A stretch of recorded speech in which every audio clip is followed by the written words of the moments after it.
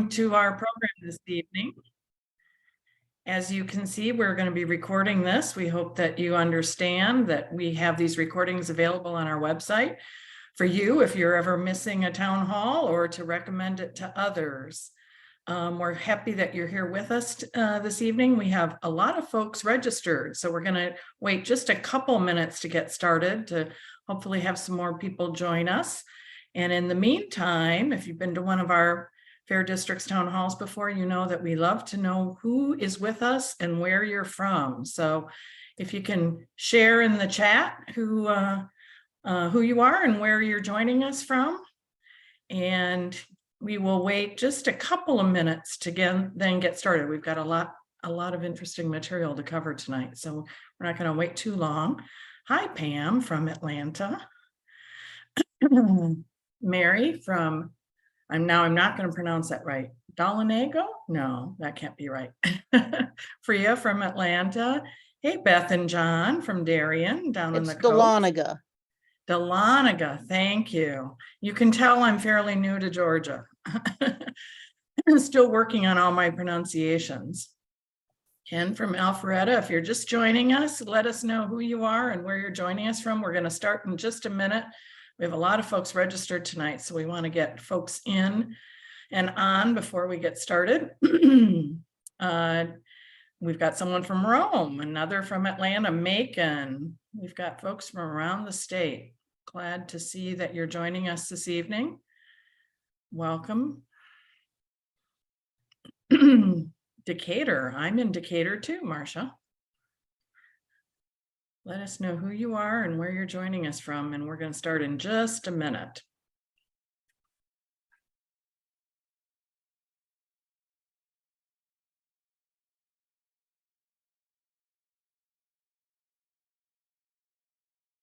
Carol from Evans, Mary Lou in unincorporated Atlanta. Let us know who you are and where you're joining us from.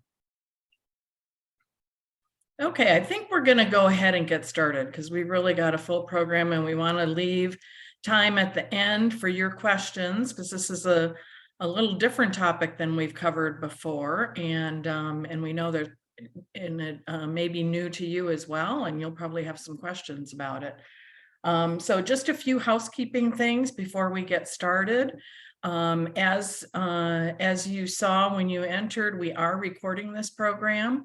And it will be available on our website here probably later this week. All the slides that you're seeing tonight will also be available on our website. So please recommend this to others that you think might be interested in it, and check out our past town halls. We've got a lot of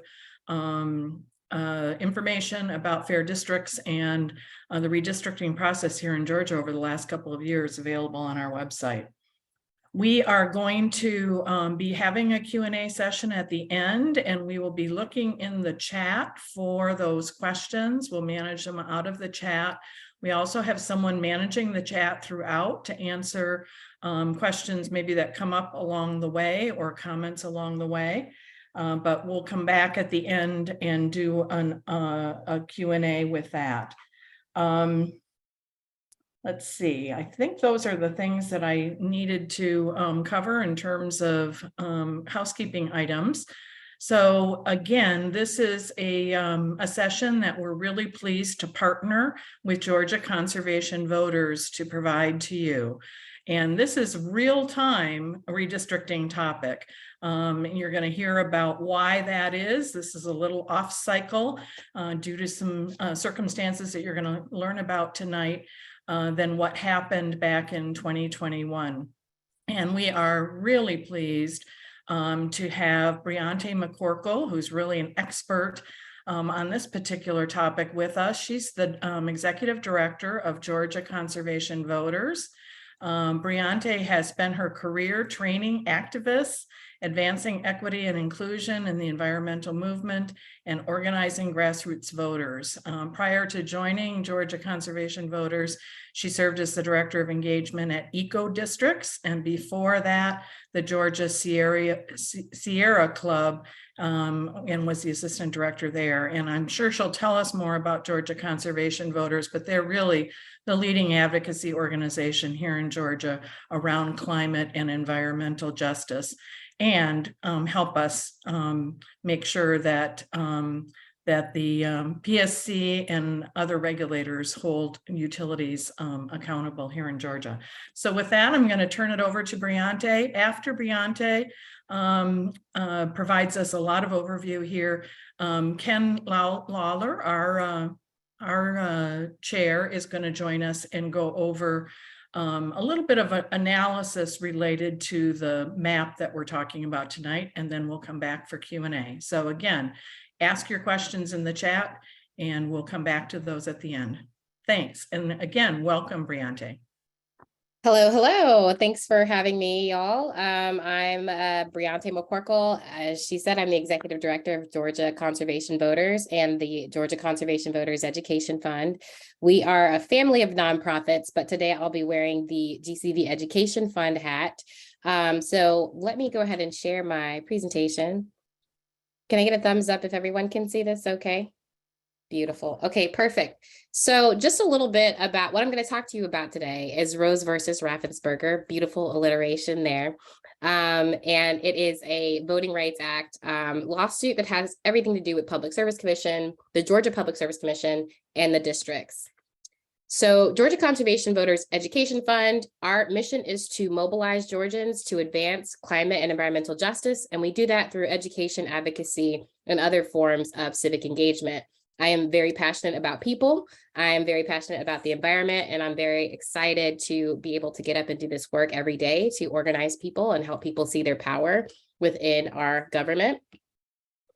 And so I want to talk really quickly about why Georgia Conservation Voters Education Fund spends a lot of time on clean energy. One of the things that I was really excited about when I took over this role was the Georgia Drawdown Plan, which is a roadmap for how Georgia can actually do its part in reducing carbon emissions. Obviously, carbon, climate change, big issues, big topics. It's very easy to spin in the space of what needs to be done for us to be addressing climate change here in Georgia. But there was an effort by some universities, University of Georgia, Georgia Tech, et cetera. They were all involved in doing an analysis of the Project Drawdown book, which was a global book that ranked all of the potential solutions to climate and carbon emissions. And they took that and they made it Georgia specific. And so they came up with 5 key areas for Georgia to be able to tackle so that we can do our part in reducing climate emissions. We got electricity, building and materials, food and agriculture, land sinks, and transportation. But if you look at the numbers, what we're looking at is megatons of carbon. You can see that the electricity sector in Georgia has the greatest potential impact for carbon emissions reduction in our state. So that's really why we're focused on energy at the Georgia Conservation Voters Education Fund. So I just want to make sure that y'all are rooted in that. And when we look at energy, what do we need to be doing? We need to improve electricity cogeneration, different sources of generating electricity. We need to improve demand response. So just being smarter about how and when we use power. We want to expand rooftop solar. We want to see more large scale solar in the state. And we also want to tackle our landfill methane gas emissions as well. Now, a big portion of these, especially the first 4, are things that if you're going to tackle in Georgia, you're going to have to engage with the Public Service Commission. And so what is the Public Service Commission? The mission of the Georgia Public Service Commission is to exercise its influence to ensure that consumers receive safe, reliable, and reasonably priced telecommunications, electric, and natural gas services. They regulate investor-owned telecommunications, natural gas, and electric utilities. And as a consequence, they directly regulate the rates charged by Atlanta Gas Light and Georgia Power. some of the most important things that the commission does. They do a lot of things, but what they do for electricity is the integrated resource plan. This is where they make decisions about how Georgia Power should generate electricity. The Georgia Power puts together a long-range energy plan, kind of outlining the different sources of energy that it's going to use to generate electricity, and a number of other different programs that they are considering. The Public Service Commission hears their case for that, asks them, has the power to ask them to make adjustments to that long-range energy plan, and this process happens every 3 years. The rate case follows the integrated resource plan. So integrated resource plan, this is what we're going to use to generate electricity. This is what we're building. This is what we're shutting down. This is what we're expanding into. Then you follow it up with the rate case. This is how much everyone's going to pay for it. And by everyone, we mean all of our customers that are buying electricity from Georgia Power in the state, which no matter where you are in the state, you're buying power from Georgia Power, even if not directly. So the rate case is, really important for determining how much people's power bills are going to cost. They also do other things like consider various fees and cost overruns, especially around Plant Vogtle. They have regular hearings regulating the construction of that over $30 billion nuclear plant. That is one of the main drivers of bill increases as well. So all of these are processes that I began to pay attention to and deeply engage with at the Public Service Commission. And I should be clear that I was doing this before I became executive director of Georgia Conservation Voters Education Fund. Prior to that, I was with the Sierra Club, and the Sierra Club had been spending a lot of time with the Public Service Commission, trying to engage in the integrated resource plan and rate cases as well. So I started to study the Public Service Commission. I learned there were 5 public service commissioners. Each of them represents a district. This is the current slate of commissioners. There's an asterisk next to Fitz Johnson, because when I restarted this work in 2019, Fitz Johnson was actually Chuck Eaton. Chuck Eaton was in that position prior to Fitz Johnson's appointment. So I started in earnest. I was hopeful. I was like, let's go to the Public Service Commission. Let's organize people. Let's get folks in there for public comment. A couple of things that's really, to me, important to know about advocating before the PSC. One of my greatest frustrations is the timing of these hearings. It is during the day when most of the public is working, during 9 to 5 p.m. So it's very hard for regular everyday folks to engage in this process. So the room is very empty, save for the interveners, which are people who are legally intervening in these processes, PSC staff, the commissioners themselves, and of course, lots of Georgia Power employees. I noticed that even when we did get people to come out, which was, very difficult given the timing of the meeting, the locations of the building, commissioners were often disengaged during public comment. They were, having side conversations, looking at their phones. Some of them poked fun at the commenters, and just largely dismissed the concerns of people who were speaking out.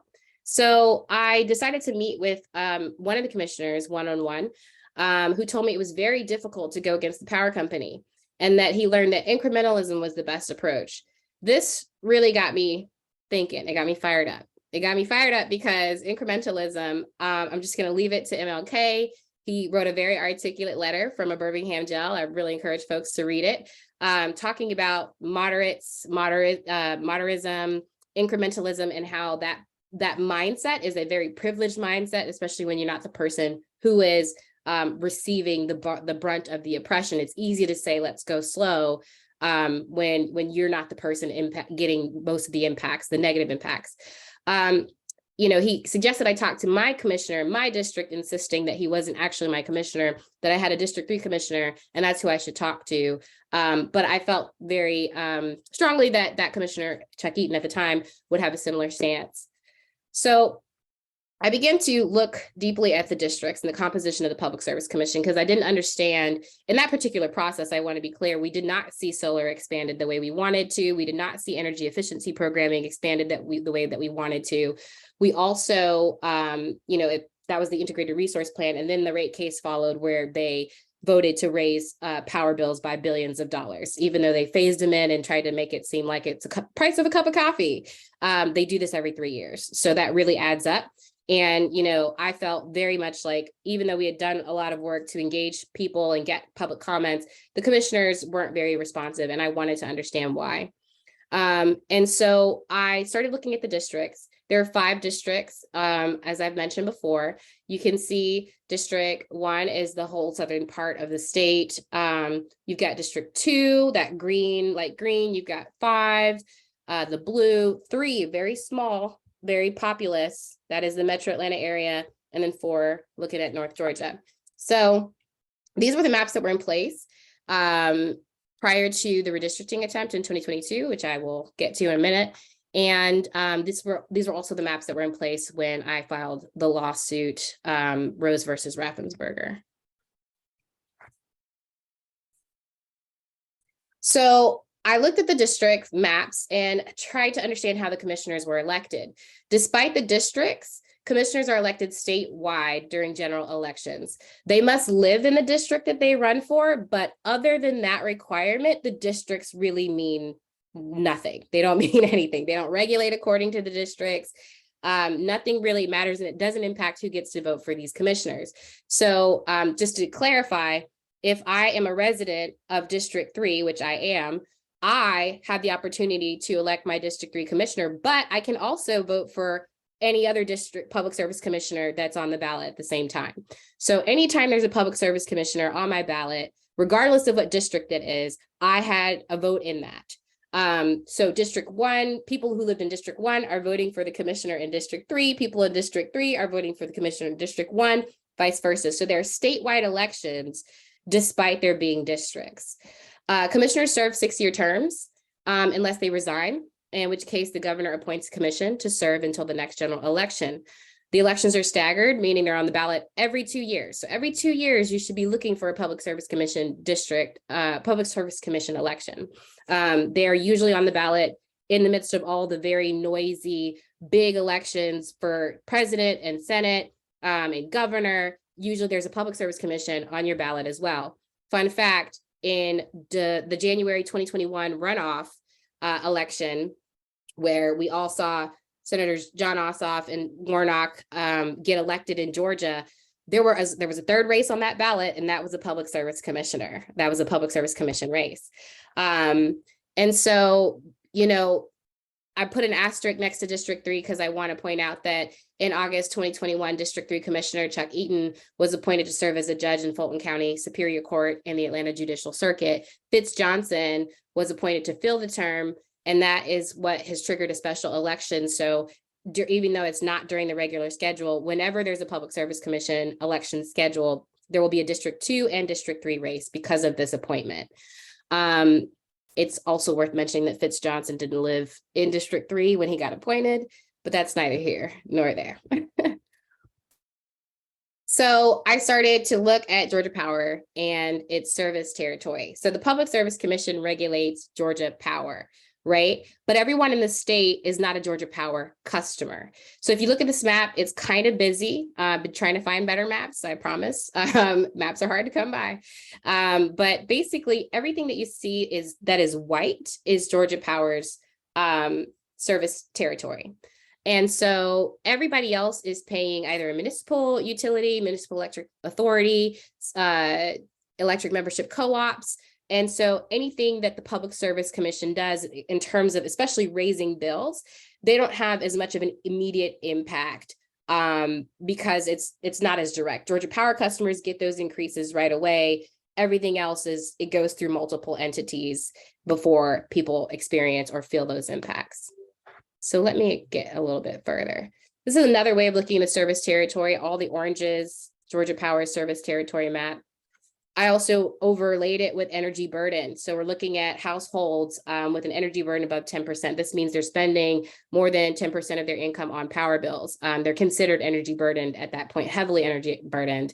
And as you can see, a lot of these areas that have high energy burdens are places that are serviced by Georgia Power, meaning they're paying a lot of money out of their pocket on power bills. And again, this area, Metro Atlanta area, District 3, is important. Big part of Georgia Power Service Territory. It looks small, but there's a ton of people that live in this particular part of the state. So moving on, I realized that this had to be some type of violation. I was talking to lots of people, trying to understand why the Public Service Commission was designed that way. Why are there districts if the districts don't matter for anything other than where the commissioner lives? If everyone's voting on them, why aren't they just statewide races? And so I was able to get with my lawyer, Brian Salas. He's, very, very grateful to have him because I'm not a lawyer. Thank goodness for lawyers. And we decided that we were going to file a Voting Rights Act lawsuit. So we filed a complaint on July 14th, 2020, that alleged that the Secretary of State is administering Public Service Commission elections using an at-large election method, which violates Section 2 of the Voting Rights Act of 1965. My co-plaintiffs are Richard Rose, James Woodall, Wanda Mosley, and Wanda Mosley. So the case was tried before Judge Grimberg. He was a Trump appointee in the United States District, or he is, excuse me, he's still a judge. He is a Trump appointee in the United States District Court in the Northern District of Georgia, Atlanta Division. And the case so far is the only case ever to challenge the at-large election method on a statewide race. So it is historic and precedent setting. So just going deeper into Section 2 of the Voting Rights Act, Section 2 prohibits voting practices or procedures that discriminate on the basis of race, color, or membership in one of the language minority groups identified in Section 4 of the Act. Most of the cases that arise under Section 2 involve challenges to at-large election schemes. In particular, that usually happens with city councils and county commissions. So you see a lot more Section 2 vote dilution challenges at that level. Section 2 is permanent and has no expiration date, as do other provisions of the Voting Rights Act. So the best example of vote dilution is in District 3. Going back to that map that we were looking at, that District 3 purple metro Atlanta area. This is also, looking at Georgia Power Service Territory, a huge part of Georgia Power's customer base. So every time they raise the bills, that particular group of people and all other Georgia Power customers feel those increases immediately. District 3 voters, we were able to do vote analysis within that district. They consistently voted with about 70% plus cohesion against the Republican incumbent. For many elections, we went back several election cycles. So this means that they were consistently trying to outvote the Republican that represented them in that district. But other voters in other parts of the state keep them in office. The District 3 commissioner has been a white male Republican in nearly all of the 100+ years of existence for the Public Service Commission, the only exceptions being David Burgess, who was appointed by the governor initially and did lose in a re-election campaign statewide. He lost that statewide election. And then Fitz Johnson, who was recently appointed by Brian Kemp in the middle of the Voting Rights Act lawsuit. So it was absolutely tokenizing. And so that is very clear. If you look at the people who the District 3 residents typically elect, just look down ballot any other race, they're typically Democratic people of color, typically, right? It is, and so the fact that the representative has been someone that is clearly not preferred by the residents of those districts, and that representative is allowed to stay in that position because people who don't live in the district are the ones electing him to keep him in, that is by vote dilution, and that is what Section 2 of the Voting Rights Act protects us against. So that lawsuit was filed in July 2020. It was very slow moving initially. We had, the state tried to file a motion to dismiss, and then, we had to respond to that, and it was in the middle of the pandemic. And so things moved very slow for a while.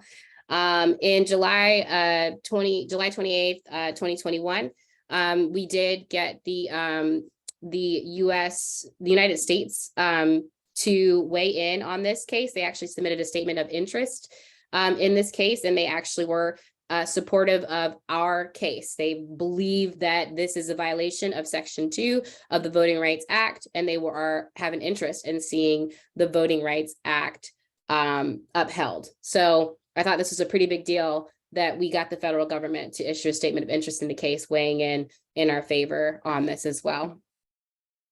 So fast forwarding here to redistricting. So all of you were heavily engaged in redistricting, watching all of the many state legislative races that were happening. And then Senate Bill 472 dropped.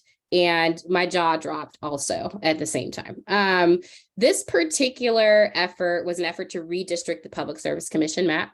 So as you can see the old map here, you've got you know your districts here. You can see the districts have shifted in the new map. I mean, just look at District 1. It's insane. It's like they just dragged it up and they like did all these crazy things to the map. So I was very upset when these maps dropped because to me, it was a very clear, attempt to move around these district lines in favor of what the commission wanted. There was this initial analysis, I forget where I get this from. I'll have to, the sources in the notes, I'll have to go back and get it. But this is the partisan lean of the districts. Old are the new ones. So what we did find out through several open records requests was that there was clear evidence of tampering with these maps. What you see here is a series of text messages exchanged between Tim Echols and Tricia Pridemore that we did submit as evidence in our case. He's basically discussing what he's giving up and how to change the maps. She's asking for the address of Patty Durand, who was the Democratic candidate running against Tim Echols in District 2. So there was an active effort to collude to draw her out of the district. As these text messages reveal, they also revealed that Tricia Pridemore, who's the chairwoman of the Public Service Commission, was working with Senator Kennedy, who introduced the bill. We also got email evidence from Tim Echols, so much as admitting to tampering with these maps. I highlighted the portion down at the bottom where he basically makes a request that they draw the district in such a way that he can move to Tybee Island to a beach house. So, very clear request, which is why you see that diagonal slant down on District 2 in the new maps. And then he even goes so far as to say, my guess is the new districts were drawn to keep us from losing 2 seats, mine and Eaton's old districts, because they were under 50% Trump districts if the plaintiffs win the lawsuit. I know the nice lady up there in Peachtree Corners think they were targeting her, but I think it was probably bigger than that. So these are pretty bold admissions in writing from the commission. We have here Gina Harbin-Wright, who works in the Legislative Congressional Reapportionment Office. She's the director there, submitting proposed maps to Tricia Pridemore. Tricia Pridemore admitting to making changes to those maps and submitting them, even having a picture of the map with the sticker that says winner there, meaning that they signed off and approved on these maps.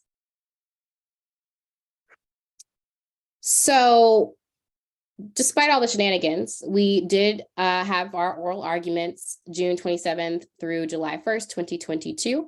And on August 5th, the eve of the anniversary of the Voting Rights Act, Judge Grimberg ruled in our favor. He agreed that the Public Service Commission structure is a violation of Section 2 of the Voting Rights Act. The judge ordered the elections to be removed from the November ballot and for the Secretary of State to work with the General Assembly to remedy the maps. I want to be clear, he did not say what they needed to do because that was a big part of the state's arguments, was that the court couldn't tell them how to administer or run an election. So he said, fine, you can do whatever you want. It just can't be a violation of the Voting Rights Act. So fix it. So, and I just want to clarify once again that we had to file the lawsuit against the Secretary of State since they administer the election. It would not have been legally appropriate to file it against the Public Service Commission. It had to be the Secretary of State because they run the election. So that's the Secretary of State has to work with the General Assembly, which is the entity that created the Public Service Commission and created the election structure to fix the race. So there was a lot of back and forth and things got confusing. So I know some people were like, I'm not sure what happened there. So once the judge ordered the election to be removed from the ballot, the following week, the Secretary of State appealed the ruling on the grounds that Trisha Pride Moore gave reasons for why the Public Service Commission had to be elected statewide, which the judge did not include in the final decision. Basically, they were upset because something wasn't included in the final decision. So the appeals court agreed to put the races back on the ballot and allow the election of holdover officials until the appeal worked its way through the courts. We obviously weren't happy with that, so we asked the Supreme Court to grant a motion to take the races back off the ballot. The Supreme Court did ultimately rule that the state's appeal was improperly filed, meaning they said they were using one argument and they used a different one instead. And so they forced them to basically go back and resubmit their appeal, which effectively ordered the races back off the ballot. So at that point, the Secretary of State said, we're too close to the November elections. We don't want to keep going back and forth. We've got to start building ballots. And so they gave up on trying to reinstate the races. So that's the reason why you all did not have a Public Service Commission race on your ballot this past November, was because of this back and forth, which ultimately resulted in the commission races being taken off while the state refiled its appeal. So the appeal hearing did happen on December 15th. Sorry, I put a 5th there. It's the 15th is when that happened. The 11th U.S. Circuit Court of Appeals heard our oral arguments. And that decision is still currently pending. So I wake up every day, with anticipation that there's some headline that's going to drop that the judges have ruled on this. I'm really surprised they haven't ruled on it, because if the ruling is upheld, state lawmakers have to come up with a new election method for the Public Service Commission members. They would have to do that during the General Assembly, because the General Assembly has to come up with that. It has to be legislation. And whatever they do come up with, the court would have to approve any proposed remedy just to make sure that everything is good with the new structure. If the ruling is overturned, then the court will have to decide what to do about the 2 elections for the Public Service Commission positions that were postponed in November.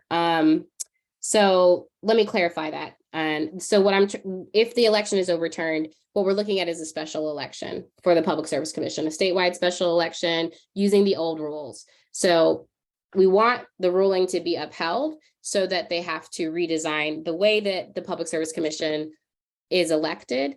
Hopefully they redesign it in a way that we get fairer rules for the race, so that we can achieve fairer representation. So people who live in District 3 or, whatever districts can get someone that actually represents them, and vice versa.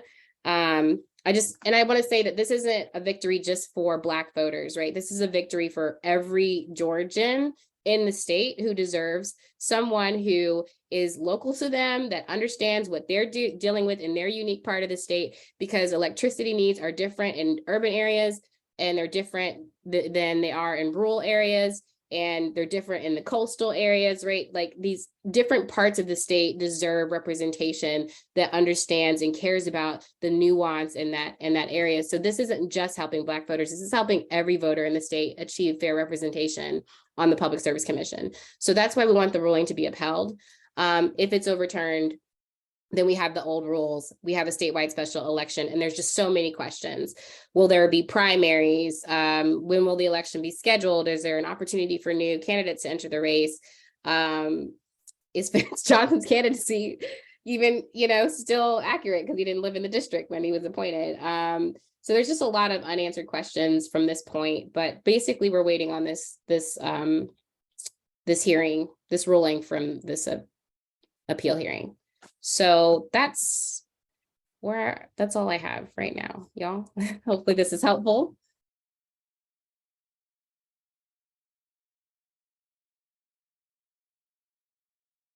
Take a Briante, and I'll take it from here. That was what we heard from Briante just now is interesting, in that we rarely get a look behind the scenes at how these maps got drawn and who was manipulating what. So the lawsuit that you've done is amazing in that it's a look ahead, right? It's a look behind the scenes that we don't get to see very often. But it just gets me really mad and upset that these kind of things happen to the maps. I just want to make sure that everybody can see my screen here. Are we back on with my screen? Give me a thumbs up, Briante, if I'm there. Good, got it. So what I'm going to do is pick up where Briante left off and talk about the fact that, at some point we think these maps are going to matter. Today, you're elected statewide, the Public Service Commission, so you could say, well, the maps sort of don't matter.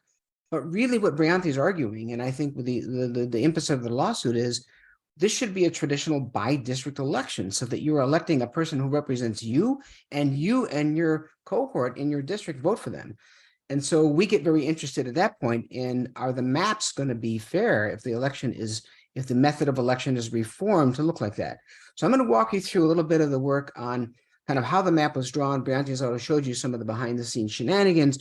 We'll talk about how the map was drawn, and we'll talk about three maps. Talk about the original map that was in place in 2012, the enacted map, what they call the SB 472 that was passed by the legislature in 2022. And then there was an alternative map that was proposed.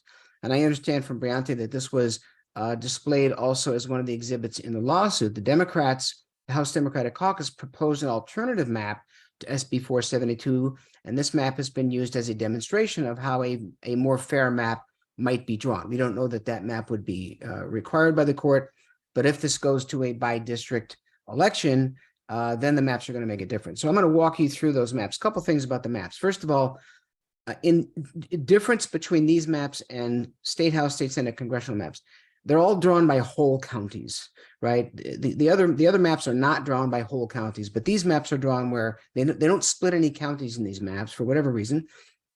Secondly, you'll notice that as these maps are being drawn, generally they're trying to follow the pattern of the old map and not disrupt as much of the map as possible. Now you'll see that there's a lot of disruption in these maps, but at the end of the day, that's kind of the model. So we're going to use that theme as we think about how the map was constructed. So let's look back at the original map from 2012.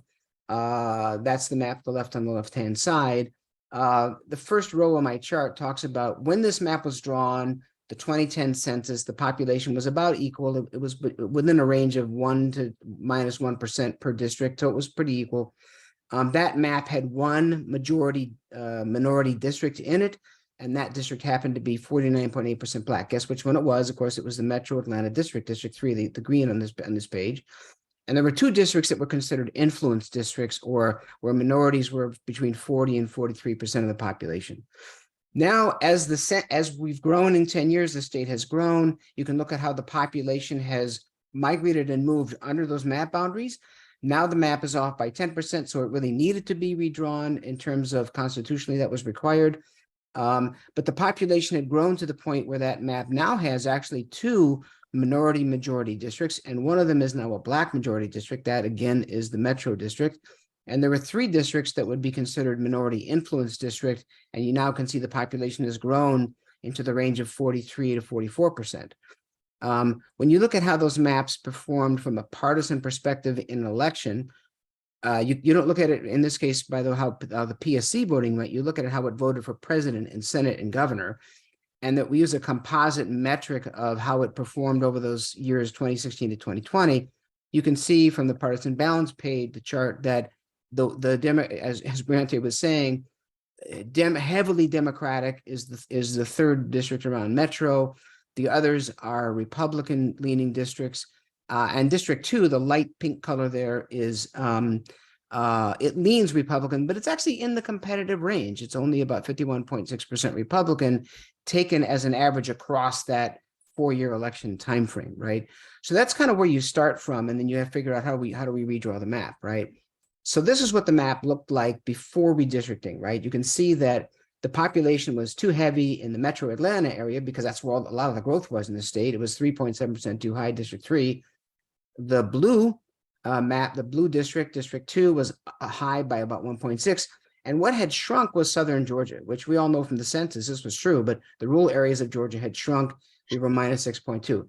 Districts 4 and 5, the turquoise and yellow, pretty much still good. They did not have to be changed that much. So if you think about how to draw this map, what you got to do is move population from 3 out of 3 and out of 2 down into 1. That's really what you have to do to equalize the population in this map. So let's look at what actually was done, right? So the first thing that was done was they took Rockdale County out of the metro. So that helped fix the population overage in District 3. It turned from green to blue, went over to District 2. Then they did these two really curious things. They took Gwinnett County out of District 2 and put it in District 4. Why? Well, that's where that challenger was filed for the election, right? That's why that county, very large county, was taken out of District 2 and it was pushed up to District 4. And then these coastal counties were added. Why? Well, Tybee Island, right? The commissioner in District 2 wanted to have Tybee Island in his district. And so you saw that those districts were added so that he could maintain his seat on the Public Service Commission, but move to a location of his liking. Now, those districts down on the coast were taken away from District 1, which is the exact opposite of what you're trying to do. You're trying to move people from blue to red in this map to equalize population. Instead, those districts, those counties were moved from red to blue. So now you've got a mess. Now you've got to clean up and fix the population equalization problem, right? So you got to move a bunch of counties from blue over to red in this area of the state. You've now, keep in mind that you took Gwinnett County out of District 2, big county, almost 1 million people, went up to District 4, which didn't need any help at all. So now you got to figure out how you take population away from District 4.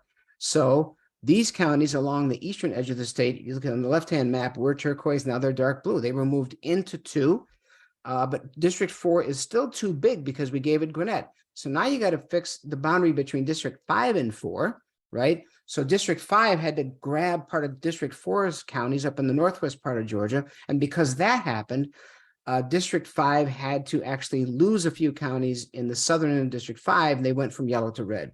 So all this happened because, first of all, District 3, Rockdale County coming out, nice clean fix to that problem. But all the rest of this happened because of somebody wanted Gwinnett County out of District 2, and that same person wanted Tybee Island in the district. And I won't share with you, but these are the relevant messages from the AJC article that was published in June that revealed some of the information that Bronte talked about. But you can see here that, you know, the candidate who was challenging for District 2 lived over there in the Gwinnett County area, and bingo, the new map comes out and Gwinnett is no longer in the way of District 2, and Tybee Island is. When you look at the characteristics of this map, it has one majority minority district. Remember, we had 2 before the map was redrawn, and we have 3 influence districts. It still has 1 district that leans heavily Democratic and 4 Republican, but really important to know there are no competitive districts politically in this map. And you look at political. Now you could argue, well, you have a statewide election. Does that really matter? We think when the map becomes important, when you do a by district election, that does matter. And we saw this pattern a lot in the rest of the state, in State House and State Senate and Congressional, where the main theme, as we talked about in our December town hall, was they virtually eliminated competition from all the other maps in the state. So that's the classic case of gerrymandering. In this case, you know, we see the behind the scenes maneuvering and how it all happened, but that's what happened to this map, right? But there's another way to do it. Let's look at how the Democratic map would go along those same lines, right? You'll see that it's a lot less movement of voters, right? So again, you have the same set of problems to solve on the left-hand side. You got to move from 3 to 2 and 2 to 1. That's exactly what the Democrats did. They took Rockdale County out of District 3. That's the obvious fix for that. And then they made 2 other changes. They took a block of counties from 2 and moved them down into 1. So they went from blue to red, which is obviously the direction you needed to go. District 2 was still too large, so they had to give some of District 2 to District 4, and that happened right over here. So no monkeying around with District 5. Gwinnett County is still in District 2. There's no Tybee Island. Sorry about that, Mr. Eccles, but that's the way that map was proposed by the Democratic caucus. Characteristics of that map: it has 2 majority minority districts, and the 1 metro district being District 3, a 50.6% Black majority district, and it has 2 influence districts. So it's trying to spread the wealth a little bit in terms of having additional minority majority representation. From a partisan balance point of view, instead of now being a 1 Democrat, 4 Republican map with no competition, this map is a 2 Democrat, 3 Republican district map. The Democratic District 2 is the one that comes over on the Democratic side of the ledger, but it's a squeaker. I mean, it's very, very close. It leans Democratic only by 49.5% to 48.7%. You have some third-party voting going on in those elections. That's why it doesn't say, you know, the numbers don't add up to 100. But that district leans Democrat, but it's a squeaker. It's a very, very competitive district. And so that's pretty much how you look at those two maps, and you could discuss which one's the better map. But I'm just trying to tell you kind of how those maps were constructed and what the outcome of that construction is. Here's the one interesting thing to look at. That SB 472 map moved a lot of voters in Georgia in and out of districts, right? So what the graph on the left-hand side of the chart shows is the blue line for each district is the required change. Remember, District 1, we had to move some people in. It had to grow by a tiny percent. District 2 had to shrink by about 1.6%. District 3 was like 3%. Too big, had to shrink. But look at District 2. It needed to shrink by about 1.6%. Instead, 2/3 of the voters were moved out of District 2, and another 2/3 were moved in. Overall, this map, SB 472, displaced about 1/3 of the voters in Georgia. Why? Really to accommodate those two political changes of getting rid of Gwinnett County and adding the Tybee Island to that district, right? So that shows you that, and you can look at District 4, which was changed a lot as well. Compare that to the Democratic map. The changes are much closer to the required changes. They're never going to match exactly because you got to get voters from 3 over to 2 over to 1. There's some cascading effects. You're never going to see the blue required change bars matched exactly. It just doesn't work like that. But you can see that only in this map, I think the number is less than 6%, maybe 5.5% of the voters overall in the state were moved in order to accommodate those changes. So again, a lot less disruption to voters. I would say, you hear us talk, people talk about gerrymandering and say it's where voters pick it's where politicians pick their voters. If there ever was a case where politicians are picking their voters instead of the other way around, it's absolutely what went on in this Public Service Commission map. And of course, Briante showed you the actual hard evidence of how that happened, right? So one question is, are there independent, both of these maps have a political bent to them. One was drawn by some Democrats, one was drawn by Republicans. Is there an independent way to look at these maps? Well, there are some. We use a tool called Days Redistricting, and that's where I know Briante got some of her graphs as well. Days Redistricting evaluates these maps on 5 different dimensions. I want to focus really on 2 of them here. The dimension at the 1 o'clock position on this chart. The way to read this chart is a larger number is better. So you can see from splitting at the 5 o'clock position, because none of these maps split a county, they score 100% on non-splitting. But look at competitiveness, right? The map on the left, the SB 472 map, is not very competitive. As I said, it virtually eliminates competition. It gets a score of 13 out of 100. The Democratic map is a little better. It's about 35 out of 100. So it's better from a competitive point of view. The big change is proportionality. Proportionality means how close does it reflect the makeup of the state politically, right? And you can see the map on the left does not very well represent the state politically. It's non-competitive. It's 1 Democrat, 4 Republican. In a state where we have roughly a 50-50 split for our statewide elections, we split the governor and senator's race this past time. The other, in 2020, it leans Democrat slightly. In 2018, it leaned Republican. We're kind of a swing state right now. So a map that was 2-3 or 3-2, one direction or the other, is probably a closer proportion than a 1-4 map or a 0-5 map. So the Democratic caucus map would score greater on a score of proportionality. So again, these are a couple ways to look at, which map kind of better represents Georgia and some other characteristics. I also just want to say that it doesn't have to be this way, right? One of our guy, John Stevenson, who helps co-chair our research and mapping and analysis group, did a little exercise to say, how few changes could I make and make the map work? Well, he came up with a map that said, I can make 3 changes. I can get Rockdale County out of the green district, and I can swap 1 county each way between districts 2 and 1, and I solve the problem. I only have to move 2.4% of the voters. So this is a map that has no political intent built into it. It would probably behave politically a lot like the SB 472 map, but you can redistrict these things without making all these big changes. That's kind of the message. You don't have to go manipulate the maps the way SB 472 is manipulated. So anyway, I'm going to stop there, just kind of a little behind the scenes look at the map. I think we're going to take your questions now. So I think we're going to start the Q&A, and Janet will pick it up from here. Okay, great. Excuse me. Well, that was a lot of information, and I know that there are already some questions in the chat, but please put your questions in the chat. We've got about 10 minutes to be able to ask both Briante and Ken some follow-up questions here. I'm going to start with some that were already in the chat. Briante, can you explain about the PSC and whether this is a partisan election or not? Yes, so they are usually partisan elections. Like I said, they typically happen in general election years. So you have your primary, usually Democrats against Democrats, Republicans against Republicans, and then the successful Democrat and Republican usually come out of that particular primary and go up against each other in November. And let me also say that sometimes we've seen races with libertarians as well that qualify during the primaries to run for the election in November. So yes, it is a partisan election. Okay. And then in terms of kind of the two options coming out of what the ruling for the court has, what would happen if the ruling happens after the legislative session? We're going to be done with legislative session the end of March.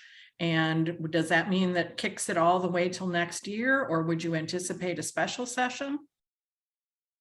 It's a really great question, and one that we were hoping to avoid at time, like in court. It's like during the appeals hearing, had to spend at least the first 5 minutes or so talking about the timeline and why it was really important for the judges to expedite their ruling so that they could rule in time for the legislature to act. As you all know, the legislature moves on a very tight timeline. They're planning on being done by the end of March. Crossover day is at the beginning of March. So here we are, it's already mid-February. There's only a couple more weeks left for a bill to be introduced and to move to the other chamber before it can't move further. So I'm very concerned that they haven't had a ruling yet. It is, if let's say they rule in our favor, which is my preferred outcome, then it makes sense that there would be a special session to deal with this issue, because the likelihood that they would wait a whole nother year for the next session to resolve this, and it's unlikely. The commissioners are already past their election dates, right? So I don't think they would extend it into next year. So yeah, if they don't rule in time, but they do rule in our favor, then we're looking at a special session as the next step. And what would the actions be required of the legislature? You mentioned they would have to go back to the court to have approval. And is that's for the election method and the maps, or? Yeah, it would just be the election method. So the court isn't dealing with the issue of the maps and the gerrymandering at this particular time. I think that's something that could potentially happen down the line, depending on what the legislature cooks up as a new election scheme. They haven't, again, the courts didn't require them to do anything specific. So they could just order district-based elections and use the old maps. I think that would, use the maps that they just redrew, which I think would open them up for additional legal challenges, given all the evidence that we have here about the tampering with the maps. So maybe they'll come up with new maps, right? But whatever they do come up with, the judge does have to approve the election method. And the maps might be incidental to that. Okay. We had a question about, and I think you did mention this in your presentation, but we had a question about who your attorney is. Everyone's impressed with the work of your legal case here. Yeah, we're working with attorney Brian Sells. He's a civil rights lawyer. He's been engaged in the civil rights space for quite some time, fighting on behalf of Georgians. So, shout him out. He's active on Twitter, attorney Brian Sells. Great, thanks, Brian. We had quite a number of comments about how some of the members of the PSC have been appointed versus elected, or appointed first and then elected. Can you give us a little bit of a sense of how that's worked in the past? Yes. So, this is something that happens quite often. What we see is the commissioners will run for re-election, even though that they don't plan on serving the full term. And then they will announce a retirement and the governor will replace them. It's sort of the governor's way of handpicking who's going to serve on the commission next. And, you know, the power of incumbency is very powerful, right? This means that they have the eye behind them. They have the Georgia Power immediately starts wining and dining them and, you know, funneling campaign contributions to them, even though they can't give directly. They do have a network of people that are, you know, clearly tied to the power company. That we actually have a website that tracks those contributions to candidates, but they start basically wining and dining them, giving them campaign contributions, et cetera. So it makes it really hard for any challenger that was not appointed to defeat them. That includes in a primary and the general election. And so this is a pattern. This is a very consistent pattern. Chuck Eaton was the most recent one, but I believe Pride Moore was also an appointment. No, Shaw was an appointment. So, you know, you could go down the line. It's a very consistent pattern of the commissioners running for re-election and then announcing retirement shortly after for the governor to replace them. And can you tell us a little bit, Briante, we had several questions about what that role on the PSC involves. What's the salary? Is this a full-time job? Yeah, I mean, it should be a full-time job. You know, it's a six-figure salary. You'll have to forgive me. I used to know the number right off the top of my head. But it is something close to like 125, 130 a year. So, you know, it's certainly a living wage, and you know, it should be full-time.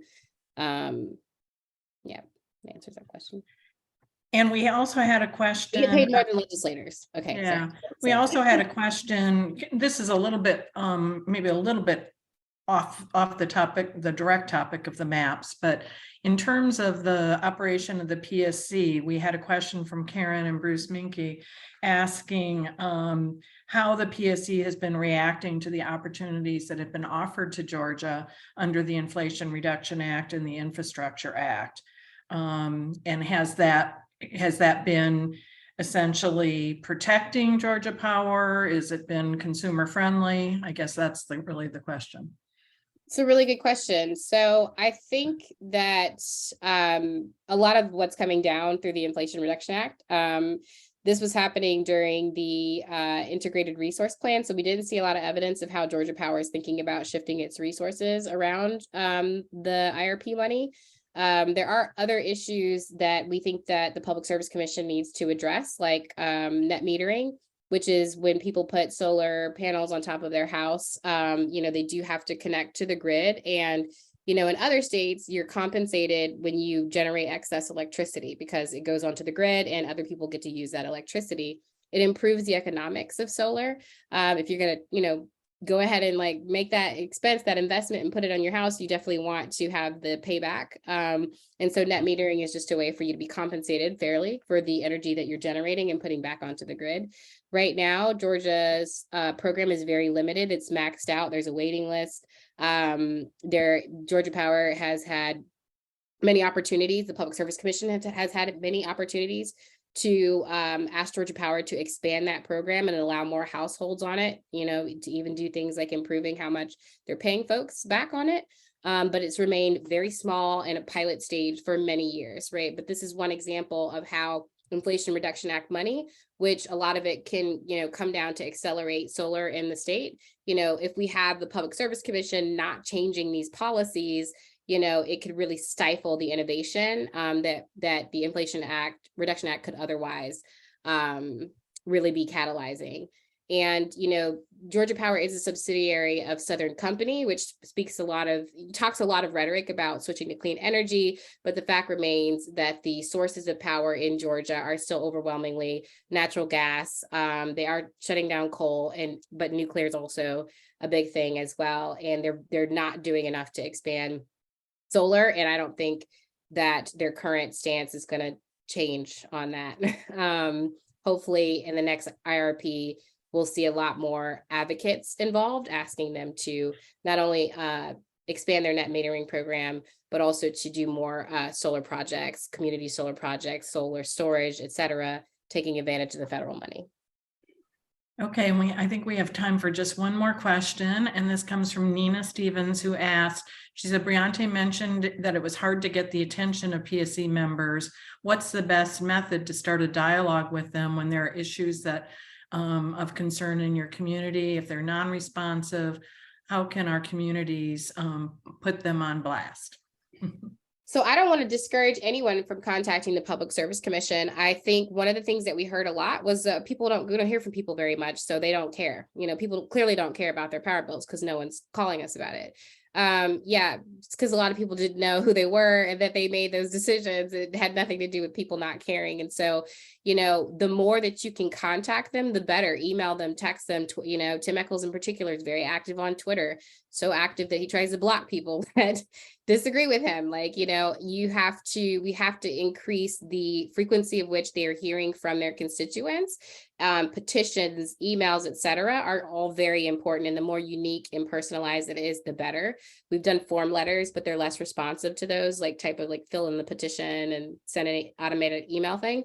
So the more individualized personal outreach to the commission that you can give, the better.